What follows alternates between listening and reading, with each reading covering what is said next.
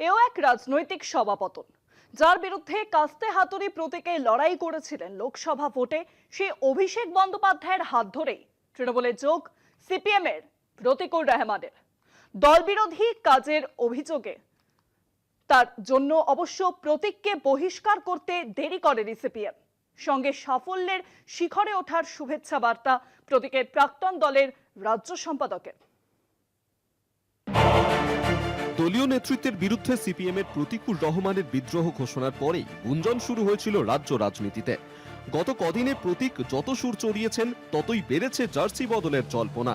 শেষমেশ আমতলায় তৃণমূলের পার্টি অফিসে অভিষেক বন্দ্যোপাধ্যায়ের হাত ধরে জার্সি বদল সিপিএম এর দাপুটে নেতার। অভিষেকের বিরুদ্ধেই গত লোকসভা ভোটে কাস্তে হাতুড়ি প্রতীকে লড়েছিলেন প্রতিকুর। শনিবার সেই বিরুদ্ধ প্রার্থীর দেওয়া উত্তরীয় জড়িয়ে তাঁর বিপক্ষ দলে যোগ রাজনৈতিক অনিশ্চয়তাকে আরও স্পষ্ট করল বলে মত শাসক বিরোধী নেতৃত্বের একাংশের।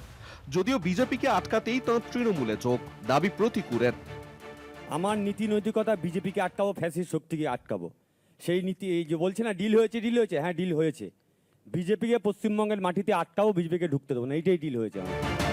প্রতিকুরকে সামনে রেখে সিপিএম কে নিশানা করেছেন অভিষেকও। আজকালকার দিনের যারা সিপিএম এর প্রতিনিধিরা সোশ্যাল মিডিয়ায় বক্তব্য রাখছেন বা সমাজ মাধ্যমে বা সংবাদ মাধ্যমে যায়, তাদের অনেকের কথা আমি শুনি। ব্যক্তিগতভাবে আমি প্রতিকুরকে দেখেছি কোনোদিন তারা কোনো দলকে আক্রমণ করেনি। তৃণমূলে যোগ দেওয়ায় প্রতিকুর রহমানের বিরুদ্ধে শাস্তিমূলক পদক্ষেপ করতে অবশ্য দেরি করেনি সিপিএম।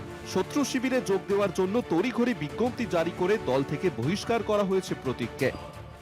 প্রতিকুর রহমান শত্রু শিবিরে যোগ দেওয়ার জন্য এবং পার্টি বিরোধী কার্যকলাপে লিপ্ত থাকার জন্য তাকে আমরা বহিষ্কার করছি। ভোট যত এগোচ্ছে ততই শাসক দলে যাওয়ার প্রবণতা বাড়ছে। বিজেপি থেকে তৃণমূলে যোগ দেন কার্শিয়াংয়ের বিধায়ক বিষ্ণু প্রসাদ শর্মা, আর শনিবার প্রতিকুর। কলকাতা টিভি।